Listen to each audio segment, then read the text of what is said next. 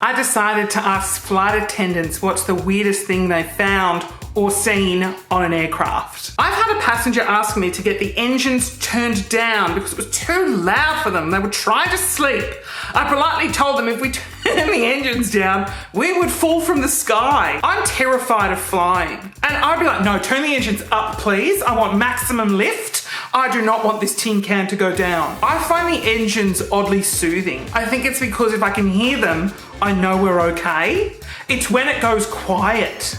That's when you start to panic. Once on the 767, before takeoff, a business passenger went to the toilet. We didn't know which one. They left us the longest and thickest poop I've ever seen. We tried to flush it, but it wouldn't go down. That's disgusting. Thinking it was just a defect with the toilet, we called the engineers to come have a look at it. Turns out there was nothing wrong with the toilet and the poop was just so big that it wouldn't flush. I'll never forget the engineer's face when he was disembarking, holding a giant human poo in a clear bag. I'm not a hostie, but quite a few years ago I was flying on a regional airline and black liquid started dripping down onto the lady in front of me.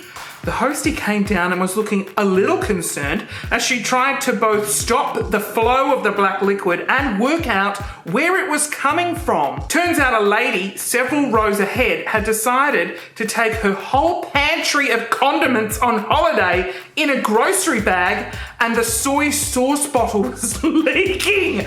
How could, ew, but that stuff stinks. I love soy sauce, so I'm totally on the ladies' side. Like, I have Kikkoman. That's the only brand of soy sauce that really tickles my fancy. There's nothing wrong with taking soy sauce with you. On a flight to Bangladesh, a passenger went to the lavatory and came back with a toilet seat cover around his neck. Oh my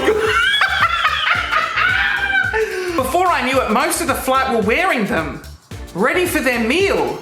They thought they were bibs. Let's be real, that's very practical. That's a good use of a toilet seat cover. Hopefully they haven't used it and then they put it on themselves. But like, that's clever. I think that's genius. 10 points for ingenuity. I had a man smear his poo all over the lavatory walls and roof. When he disembarked, he said, "Happy cleaning" to the crew. Wasn't long before we worked out what he meant.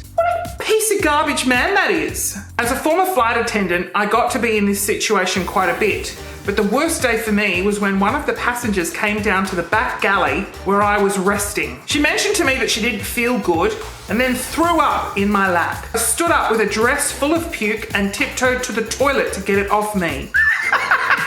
I can just imagine this lady being like, "I don't feel oh my God, I feel so much better. Thank you so much. I'm just gonna go back to my seat." And the host is just drenched in like plain food throw up. Oh, and she smells so bad and she has to go through that entire flight. So many stories over the 17 years of flying for Qantas long haul. One was when I was on a flight from the USA. We got a call bell and a lady said she had seen a snake. Oh my God, is this the flight the movie is based on? Thinking she was hypoxic, which is lack of oxygen that causes delusions, we put her on oxygen and didn't think much more of it until another call bell went off with another person reporting seeing a snake. Oh my God.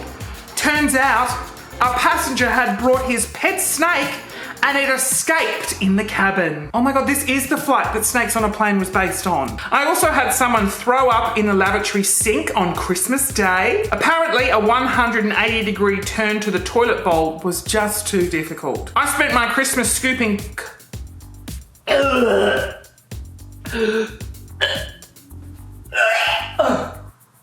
it's just the images. Like, I'm a very vivid imagine. I spent my Christmas scooping cold vomit out of the sink with a cup whilst being abused for running out of turkey.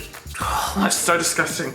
Another time I had to awkwardly explain to a guest why it wasn't okay for him to change his daughter's nappy in the front galley in view of all the passengers while the business class guests were eating their meal that consisted of brown meats The combined smells were arguably worse than the stink of vomit. A guy during landing just got out of his seat and we told him he needed to remain seated until we've landed and the seatbelt sign had been turned off. The amount of people that get out of their seats piss me off. Just wait an extra 20 seconds till that sign goes off. There's always 1 or 2 people that when we land, they're like straight up opening the luggage. Just like, guys, just wait.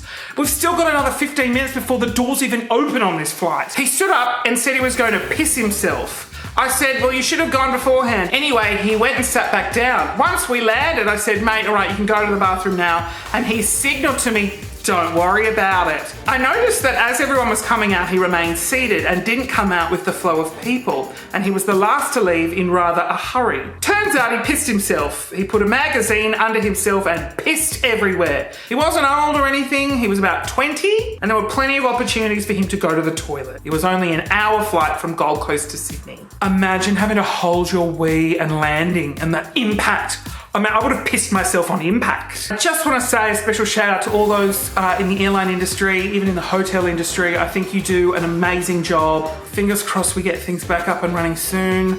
And I hope everyone's doing really well. And thanks everyone for all their comments. Once everything's back open again, I travel a lot for work. So if you do see me on your flight, please give me a Valium and a big bottle of gin. That'd be wonderful. Love you. Thank you.